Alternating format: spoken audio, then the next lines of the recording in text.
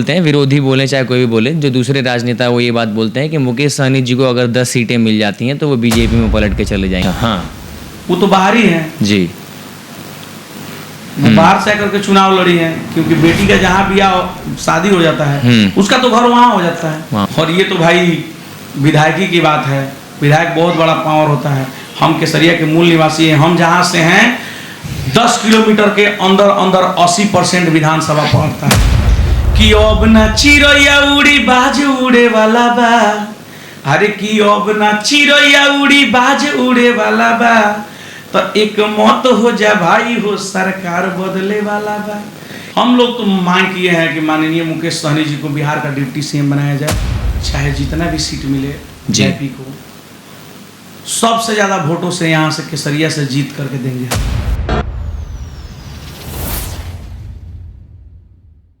अभी आप वर्तमान में वीआईपी पार्टी के जिला सचिव भी हैं, तो वीआईपी पार्टी क्यों आपने चूज की? जन स्वराज पार्टी, आरजेडी और भी बहुत सारी पार्टियां हैं, बीजेपी है, इंडिया गठबंधन में बहुत सारी पार्टियां हैं, तो आपने उनमें से किसी को क्यों नहीं चूज किया? क्या कारण था? देखिए, संघ पहले हुआ करता था वीआईपी पार्टी। हाँ, पहले पार्टी नहीं था, संघ था। 2018 में पार्टी की स्थापना हुई, तो उस टाइम से ही हम लोगों को इससे जुड़ा गया था। और माननीय मुकेश सहनी जी का विचारधाराएं अच्छा लगता है। वो निषादों के लिए आरक्षण की मांग करते हैं और आरक्षण जरूरी भी है। जनता ऐसा नहीं समझेगी कि आप स्वयं भी निषाद हैं और मतलब मला हैं, कम्युनिटी से बिलोंग करते हैं और वो पार्टी भी मलाहो की, तो इसीलिए आप ज्वाइन कर गए। इसके अलावा कोई ऐसी कोई आपको आकर्षण की उनमें क्वालिटी नहीं लगी मुकेश सहनी जी में? आकर्षण की क्वालिटी लगी आपके, जनता ऐसा नहीं समझेगी कि आप भी मला, पार्टी भी मला के पक्ष में, उनके फाउंडर और उनके जो मेन हेड है, सुप्रीमो है, वो भी मला, तो मतलब वो जात भाई वाला सिस्टम हो गया। नहीं, ये वाला सोच करके नहीं आदमी जुड़ा हुआ है। उनकी विचारधाराएं अच्छी हैं। उनकी विचारधाराएं लोकनायक कर्पूरी ठाकुर के विचारधाराओं से मिलती है। जी जी, वो आरक्षण की मांग करते हैं और आपके हक अधिकार के लिए अगर कोई आवाज उठाता है तो आपका भी दायित्व बनता है ना कि उनके साथ खड़े रहे, उनके साथ कदम से कदम मिला करके उनके आवाज को बुलंद करें, उनके हाथों को मजबूत करें, ताकि उनमें जो बोलने की जो क्षमता है और आपके अधिकार की आवाज उठाने की जो शैली है, जो पावर है, वो उनका और बढ़े। इसलिए हम उनका साथ देते हैं। जब भी हम कोई किसी भी नए गेस्ट की को अपने पॉडकास्ट का हिस्सा बनाते हैं तो हम उनके पहले बारे में रिव्यू लेते हैं जनता से। तो जब भी मैंने वीआईपी पार्टी से आप हैं ये लोगों को बताया और उनसे रिव्यू लिया तो उनका, तो अक्सर लोगों के मुंह से जानने को मिला कि वीआईपी पार्टी के जो सुप्रीमो हैं, अध्यक्ष हैं, फाउंडर हैं मुकेश सहनी जी, वो जब भी उनको किसी भी प्रकार की कोई मान लीजिए लोकसभा सीट मिली या कुछ भी मिला तो उस सीट को वो बेच देते हैं। कोई एक रेट तय करके, कोई एक बजट तय करके सीट को बेच देते हैं। अगर उन्हें अच्छा उसका दाम मिले तो वो बेच देते, नहीं रखते अपने पास। ना अपने किसी पार्टी के किसी मेंबर को इतना लायक समझते हैं। अगर वो लायक है और कोई और व्यक्ति उससे अच्छी रकम उसे सीट के लिए दे रहा है, पैसे दे रहा है, तो उसे छोड़कर उसे दे देते हैं। लोगों का ये शिकायत है उनको। ठीक है, शिकायत है तो उसका भी जवाब है। पार्टी बनी 2018 में जी। 2018 से पहले कितना परसेंट मल्लाहों के नेता बिहार के राजनीतिक में और राज्य देश के राजनीतिक में एक्टिव थे? बहुत कम, चंद लोग थे। हमारे नजर में एक अनिल सहनी जी थे जी, है भी, लेकिन उनको किसी न किसी एथी में फंसा करके उनको ही कर दिया गया है। मदन सहनी जी हैं, भीषम सहनी जी हैं, उसके बाद में आपके ये थे मुजफ्फरपुर के सांसद पहले हुआ करते थे, कैप्टन नारायण निषाद जी, तो डेथ कर गए, उनके बेटे। पहले यही लोग, चंद लोग, 2-4-5 लोग राजनीतिक में एक्टिव थे।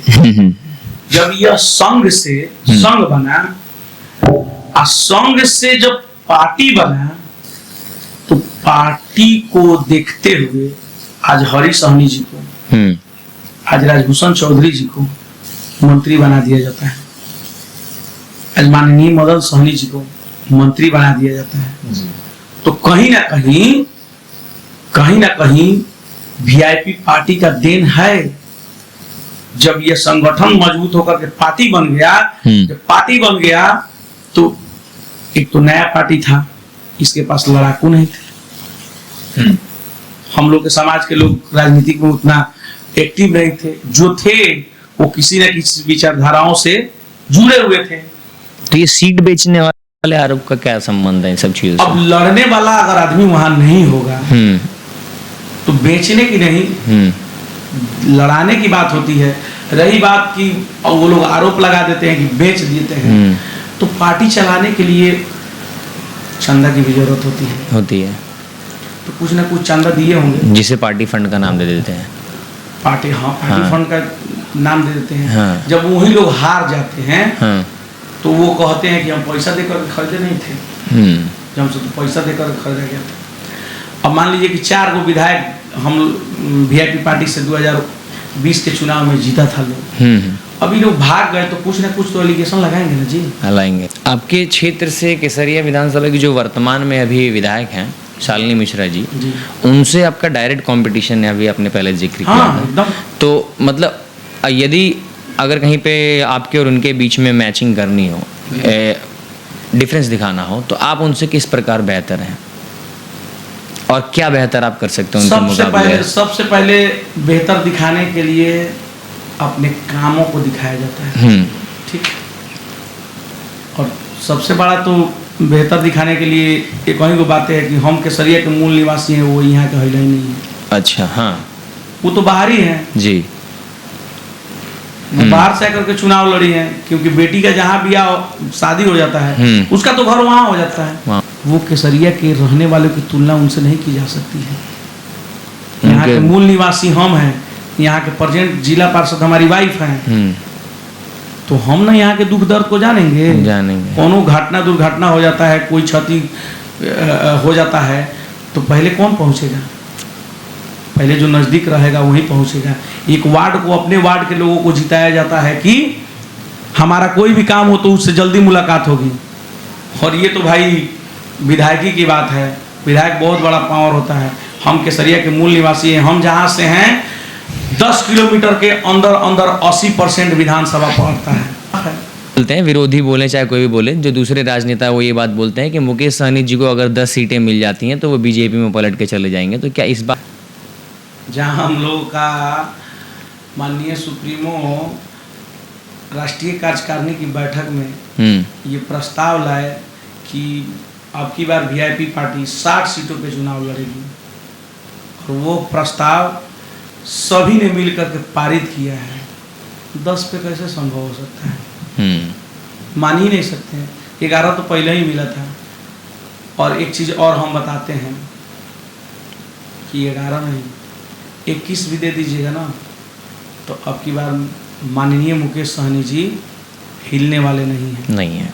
हिल में नहीं करेंगे, क्योंकि अब लोग रहा है, दिखाई दे रहा है कि अब की बार बिहार में सत्ता परिवर्तन होगा। एक हम गाना गाए हैं कि अब ना चिड़ैया उड़ी बाज उड़े वाला बा, अरे कि अब ना चिड़ैया उड़ी बाज उड़े वाला बा, तो एक मौत हो जा भाई हो, सरकार बदले वाला बा। अब की बार सच में सरकार बदलेगा, कंफर्म है। जनता का मूड कर रहा है। जो डिमांड आप करते हैं अक्सर वीआईपी पार्टी के जरिए की जाती है कि जब वो सत्ता में आएंगे तो निषाद आरक्षण लाएंगे, इसका क्या एक्सप्लेनेशन है? इसका क्या मतलब है? कहाँ ले जाएंगे मलाह को और किस तरह का आरक्षण? देखिए, हम लोग को माननीय सुप्रीमो है जी, उनका अगर मांग है तो जायज भी है।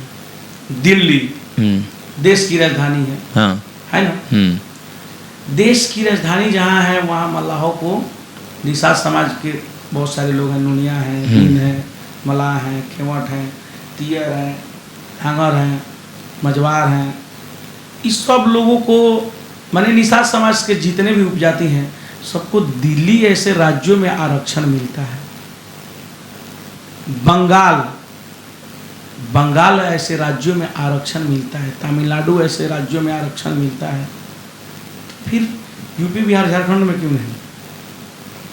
एक देश है, एक कानून है, एक झंडे के नीचे रहते हैं, तो फिर हमें बांटा क्यों जाता है भाई? हमें अलग नज़रों से क्यों देखा जाता है?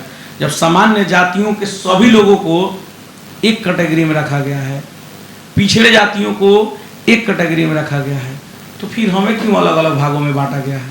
ये बड़ी क्वेश्चन है। और उनके इसी मांग के तो कायल हमारा पूरा यूपी बिहार झारखंड के निषाद भाई हो गए हैं कि आज मुकेश सहनी जी को अपना नेता मानते हैं, और हम भी मानते हैं, और ये गर्व से कहते हैं कि माननीय मुकेश सहनी जी के आने के बाद में समझिए कि यूपी बिहार झारखंड के 90% मलाहों ने अपना नाम फक्र से और गर्व से कहना शुरू कर दिया कि हम भी निषाद समाज से हैं। नहीं तो कोई चौधरी रखता था, कोई सिंह रखता था, कोई प्रसाद रखता था, लेकिन आज लोग निषाद लगा रहे हैं, सहनी लगा रहे हैं टाइटल में। वो सिर्फ और सिर्फ माननीय मुकेश सहनी जी का देन है। यदि वीआईपी पार्टी सत्ता में आ जाती है बिहार की, तो मुकेश सहनी जी की पोस्ट कौन सी होगी, पद कौन सा होगा? हम लोग तो मांग किए हैं कि माननीय मुकेश सहनी जी को बिहार का डिप्टी सीएम बनाया जाए, परिवर्तन करना है, माननीय तेजस्वी यादव जी को मुख्यमंत्री बनाना है, और माननीय मुकेश सहनी जी को उप मुख्यमंत्री बनाना है। आपको क्यों लगता है कि केसरिया के लिए आप बेहतर हैं? शालिनी मिश्रा जो वर्तमान में विधायक हैं उनसे ज़्यादा आप बेहतर हैं? और वीआईपी पार्टी ने अगर यदि आपको मौका दे दिया, टिकट दे दी विधायक का चुनाव लड़ने के लिए इस विधानसभा चुनाव में, तो आप उनको बीट कर देंगे? आपको ऐसा क्या लगता है? आपका क्या एजेंडा रहेगा उनको उनका प्रतिकार करने का? पूरे बिहार में चाहे जितना भी सीट मिले वीआईपी को, सबसे ज़्यादा वोटों से यहाँ से केसरिया से जीत करके देंगे हम। आपको इस बात की पूरी श्योरिटी है?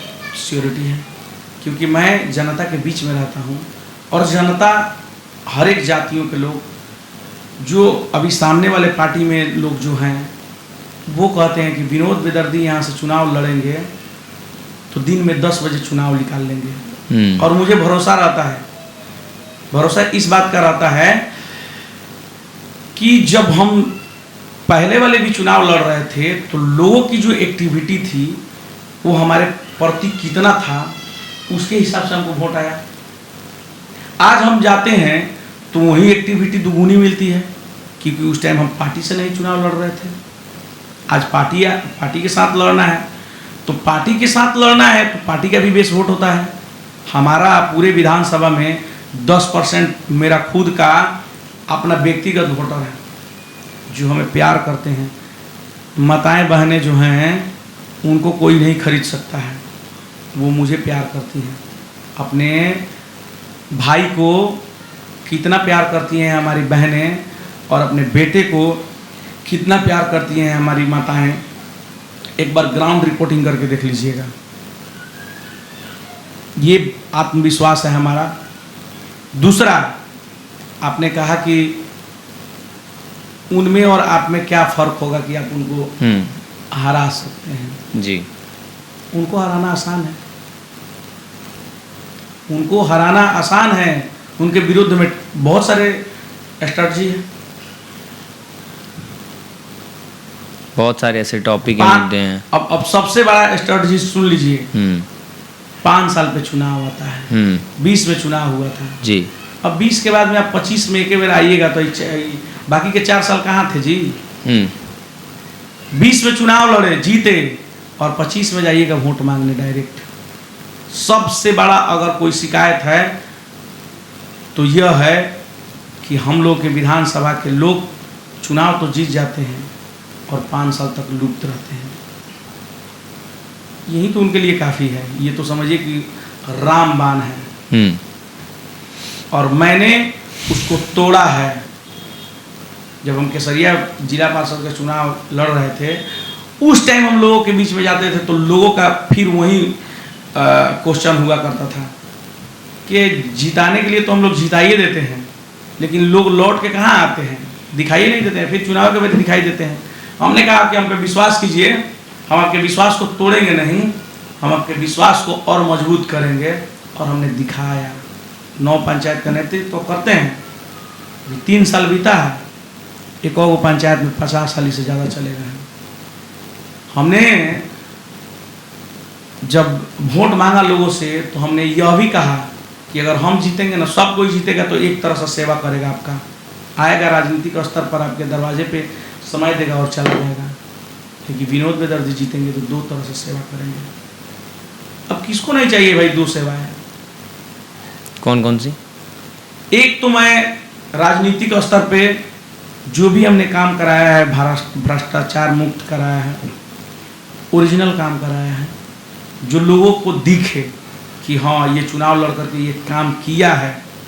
और दूसरा जो सबसे बड़ा शिकायत था कि 5 साल में लोग मुलाकात नहीं करने आते हैं, उसको तोड़ने का सबसे बड़ा मेरे पास तो माता रानी का दिया हुआ हथियार है।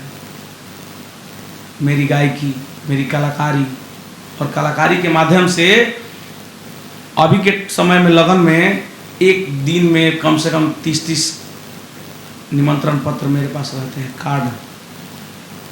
और मैं जाता हूँ क्षेत्र में, और हमने अनाउंसमेंट कर दिया है कि पहले 9 पंचायत के लिए हम फ्री में गाना गाते थे। 9 पंचायत से पैसा नहीं लेते हैं, लाखों रुपया बाहर लेकर के गाना गाते हैं, लेकिन 9 पंचायत में हम किसी से 1 रुपया लेकर के नहीं गाना गाते हैं। तो 9 पंचायत में हमने यह रिकॉर्ड तोड़ा। कैसे कि किसी के भी, क्या गरीब क्या अमीर, सबके दरवाजे पे हम जाते हैं, और किसी के भी दरवाजे पे गए तो हनुमान आराधना हो रहा है तो वहाँ कह देगा लोग गाना गाने के लिए, गाते हैं। जब गाएंगे तो पूरा टोला तो इकट्ठा हो जाता है वहीं पे। किसी के बेटी का शादी है, बेटी की शादी में तो ऐसा ही पूरा गांव का लोग जुटा रहता है, वहाँ गाना गा देते हैं।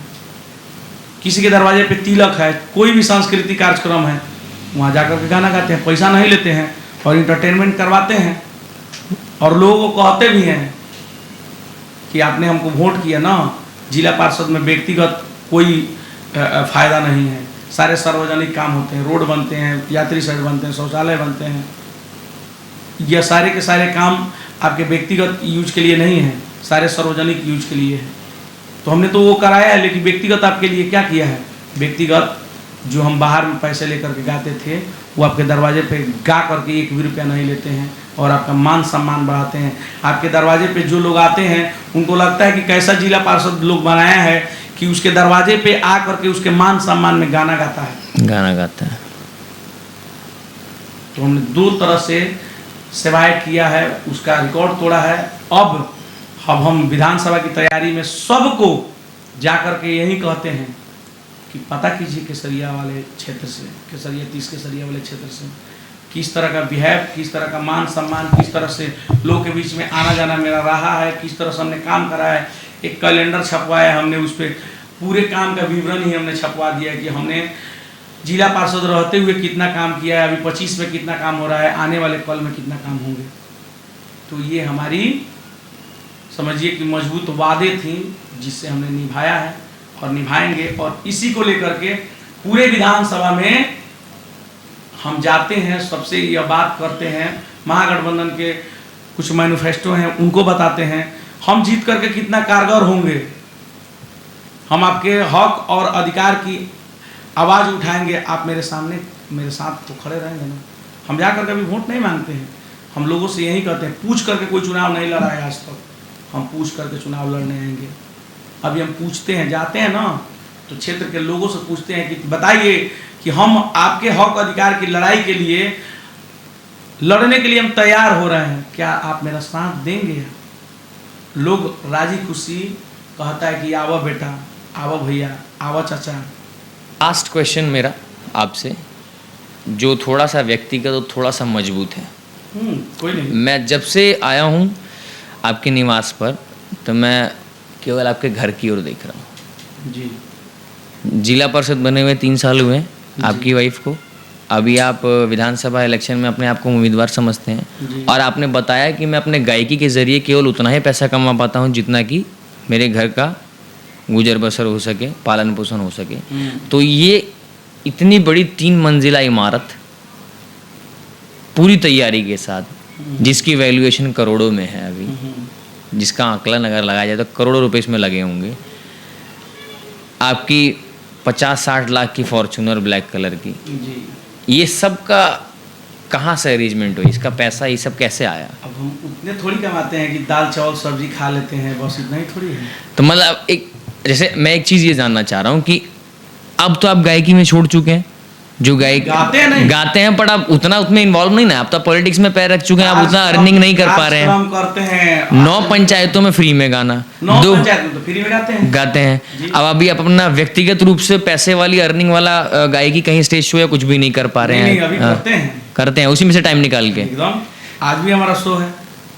तो फिर ये इतनी मजबूत अर्निंग कैसे, इतनी ज़्यादा अर्निंग होती है म्यूजिक इंडस्ट्री की? तो हम आज से गाना गाते हैं। मानिए आप 15 साल से गाना गा रहे हैं, 20 साल से गा रहे हैं, 12 से 13 साल से गाना 13 साल से गाना गा रहे हैं, तो 13 साल में शुरुआत में आपने बहुत सारा अपना पैसा वेस्ट भी तो किया है। वेस्ट भी किया है। तो इतनी मजबूत अर्निंग कैसे, और बाकियों के मुकाबले आप इतने बेहतर क्यों नजर आ रहे हैं? आपके साथ वाले तो और भी है। क्योंकि बताते हैं मेरे। और क्या कोई ऐसा सवाल नहीं पूछता कि एक राजनेता के रूप में आपके पास ये निजी संपत्ति इतनी ज्यादा क्यों है? इसका कोई ब्यौरा है? बता रहे हैं जी। हम जो भी पैसे कमाते हैं उसका दुरुपयोग नहीं करते हैं। दारू, शराब, अयासी, ये सब हम कुछ नहीं करते हैं। जो भी पैसे कमाते हैं ना, हम उसका सही इस्तेमाल करते हैं। एक भी रुपया हम गलत तरीके से खर्च नहीं करते हैं। और यही कारण है कि हम अपना पैसे बचा पाते हैं। और रही बात ये घर बनवाने का, तो घर एक दिन में थोड़ी बन गया। इसको बनवाने में टाइम लगा है। और प्रोग्राम करते हैं तो जो भी पैसे आते हैं, तो कभी ईंटा खरीद दिए, तो कभी बालू खरीद दिए, कभी गिट्टी खरीद दिए, कभी मिस्त्री को दे दिए। ऐसे करते करते इसको बनवाया है हमने। और इसमें अपने पसीना को गार करके कमाया। हम स्टेज पे जब गाते हैं ना, तो पूरे पसीना से थकमक हो जाते हैं, लेकिन हम अपने आप को झोंक देते हैं उसमें कि हमको पैसे कमाना है।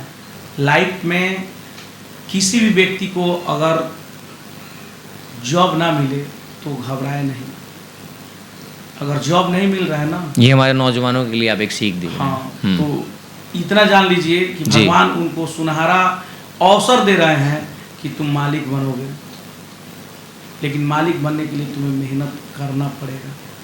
अच्छा लगा हमें विनोद द्विवेदी जी से बात कर और बहुत ही सभ्य व्यक्ति। और मैं भी चाहूँगा सर के बात करने के तौर तरीके से कि सर को वीआईपी पार्टी के ज़रिए मौका मिले, ताकि वो धुआंधार जीत हासिल करके दिखा सकें वीआईपी पार्टी को। और धन्यवाद सर, हमें अपना कीमती समय देने के लिए। आप हमारे पॉडकास्ट में एज अ गेस्ट आपने टाइम दिया, इसके लिए बहुत बहुत धन्यवाद। आप बहुत अच्छा लगा आपसे मिल। AMS की बातें, जो आपका प्लेटफॉर्म या चैनल है, इस पे बात रखने का मुझे मौका मिला, इसके लिए आपको भी बहुत बहुत दिल से धन्यवाद देते हैं। और हम आग्रह करेंगे कि जो भी हमें चाहते हैं वो इस चैनल को सब्सक्राइब भी करें, कमेंट्स करें, शेयर करें, ढेर सारा प्यार दें, ताकि यह वीडियो बहुत सारे लोगों के पास में जाए। और हो सकता है कि कल का नंबर आपके पास भी आ सकता है, कहीं ये लोग आपके पास भी चले जाएं पॉडकास्ट करने के लिए। तो इन्हें सपोर्ट कीजिए और आपका बहुत बहुत दिल से आभार।